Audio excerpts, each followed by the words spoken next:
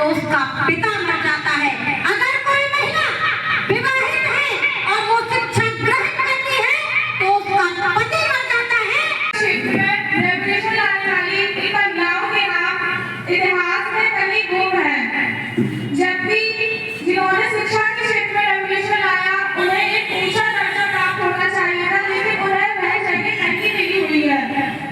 ये किस कारण हुआ? जबकि हमारे महापुरुषों ने इतना संघर्ष किया, लेकिन इसके बावजूद शिक्षा पर एक वर्ग विशेष का अधिकार है।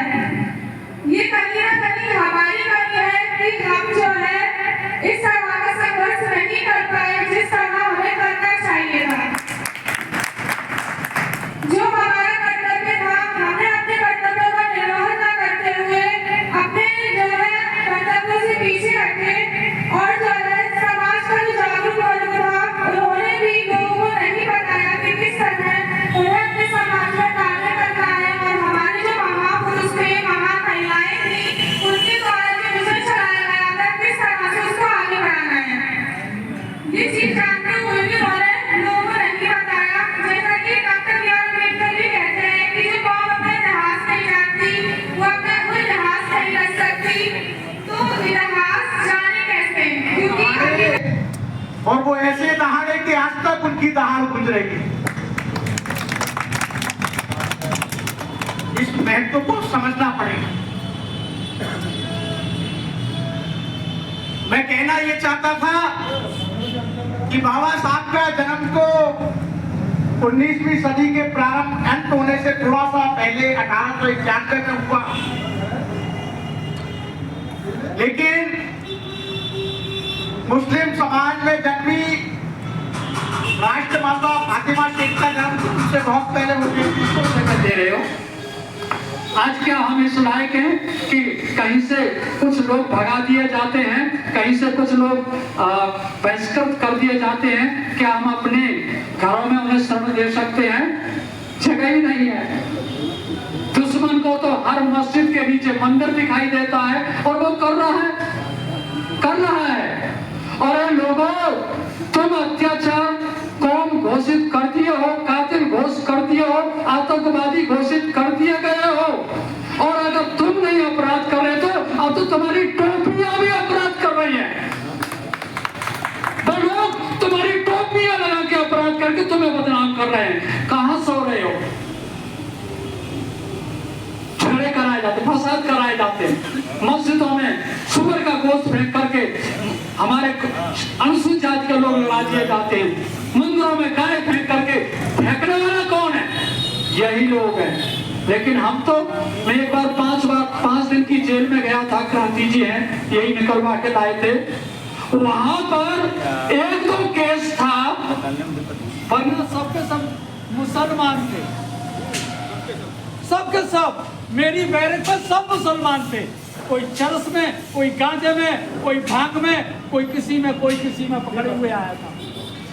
और बहुत से लोग तो ऐसे थे कि मैं तो वहां जा रहा था, लेकिन मुझे तो बेकई वैसे ही बनेगा। उनका मिशन है ये। हम कहाँ सो रहे हैं? आज राष्ट्रीय मोर्चा, मुस्लिम मोर्चा इस बात के लिए तुम्हें जगाने आई है आप लोगों को। अब एक हो जाओ। लेकिन हम क्या करते हैं? जैसा ही 5 साल का, 8 साल का, 10 साल का बच्चा हुआ, बुस्सी, लोहा, कबाड़ा, इस कबाड़े ने हमारा कबाड़ा कर रखा है। ये कबाड़ा कर रखा है हमारी सोच का भी और हमारी कौम का भी। ये बुरा नहीं है कबाड़ा, लेकिन इसके साथ साथ कुछ और पूरे भारत में मानवता को कैसे शर्मसार कर दिया गया है, करने में बाम सेठ की बहुत बड़ी भूमिका है। उसने आज समाज में हमारे जो महापुरुषों ने, हमारे उलमाए दीन ने, हमारे कौम के लीडरान ने, हमारे से पहले शिक्षित महिला माता राष्ट्रमाता फातिमा शेख जी, ऐसा बाम सेठ के जो बुद्धिजीवी हैं, जो रिसर्च कर रहे हैं इतिहास पर, और जो तमाम नायकों का जो बलिदान है उसको उजागर आज देश में कर रहे हैं। उनका कहना हमको ये था, उन्होंने इस तरीके से हमको समझाया कि माता जो फातिमा शेख है वो अपने ही आगरा की रहने वाली थी। और हमारी अधिवक्ता बहन जो आज के अतिथि हैं उन सबको, और भाई हमारे जो प्रदेश के उपाध्यक्ष हैं उन सबको, और हमारे जो जिलाध्यक्ष हैं उन सबको नमन करते हुए, वंदन करते हुए मैं आज के कार्यक्रम के संयोजक भाई महराज अली जी, जो राष्ट्रीय मुस्लिम मोर्चा के तत्वाधान में राष्ट्रमाता बनाने की कोशिश करूंगा। माता फातिमा शेख एक ऐसा उदाहरण है, जब शूद्र समाज को, दलित पिछड़े समाज को ब्राह्मणवादियों के द्वारा जानवर से भी नीचा समझा जाता था, उन्हें बराबरी नहीं दी जाती थी, उनके लिए बराबरी का कोई महत्व नहीं था। और यहाँ तक ज्योतिराव फूले ने ब्राह्मणवादियों से बराबरी करने की कोशिश की, तो उनके पिता ने, उनके परिवार ने ज्योतिराव फूले को ही नहीं, उनकी पत्नी को, सावित्रीबाई फूले को घर से निकाल दिया। जब उन्हें कोई रास्ता नहीं था, जब कोई विकल्प नहीं था घर के बाद, उस समय राष्ट्रमाता फातिमा शेख ने दूसरी राष्ट्रमाता सावित्रीबाई फूले और उनके पति को संरक्षण दिया और अपने मकान में रहना ही नहीं बल्कि स्कूल खोलने की भी इजाजत।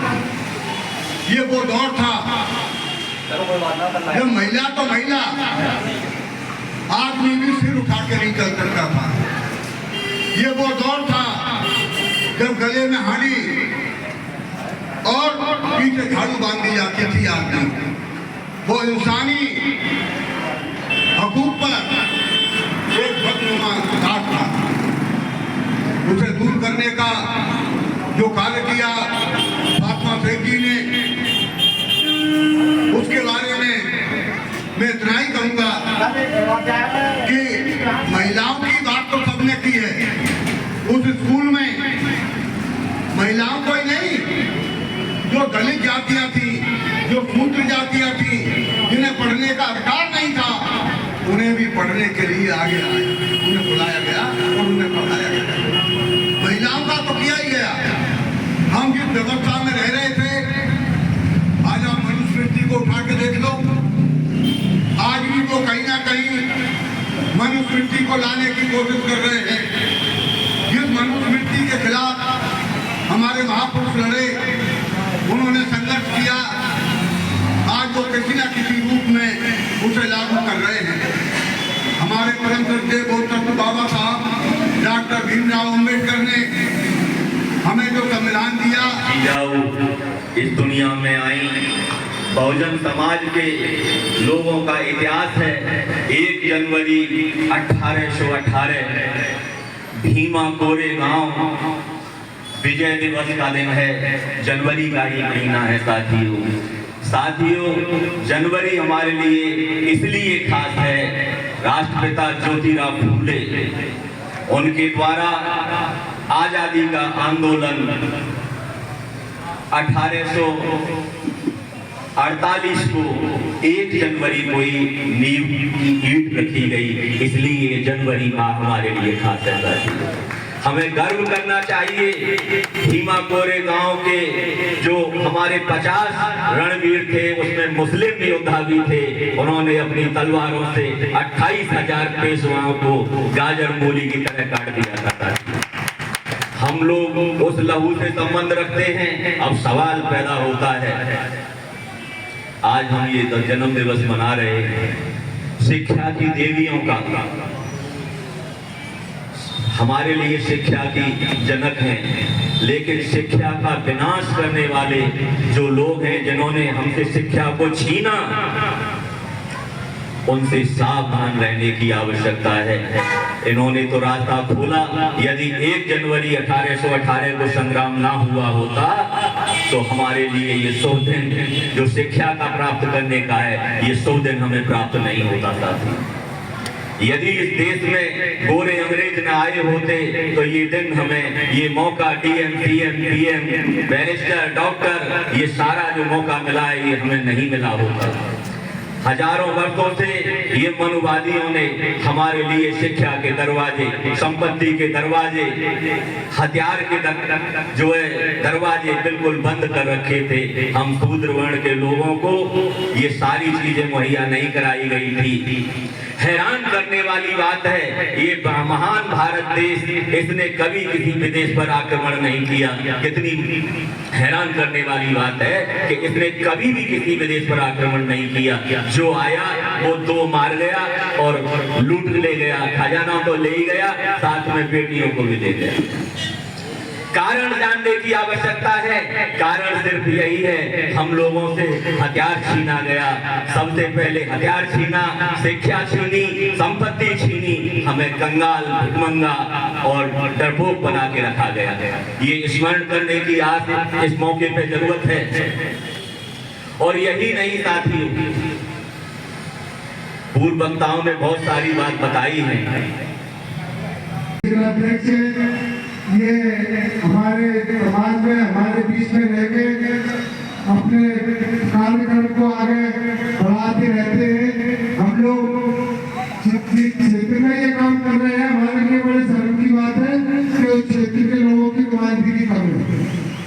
तो मेरा जल्दी में चाहे वो सिलेंडर हाउस का मसला हो, ये क्षेत्र के अंदर बिजली उत्पीड़न हो, ये क्षेत्र के अंदर पानी की समस्या हो, सबको ऑनलाइन के माध्यम से, अधिकारियों के माध्यम से देखते हैं और उसकी अपनी, हमारे कौम की आवाज को उठाते हैं और हमारे कार्यक्रमों को सोते हुए लोगों को ही आगे बढ़ाते हैं। हम सभी लोगों को हम अपने बहुजन मुक्ति पार्टी से जुड़ना चाहिए और इसके लिए सहयोग करना चाहिए। जय हिंद, जय भारत।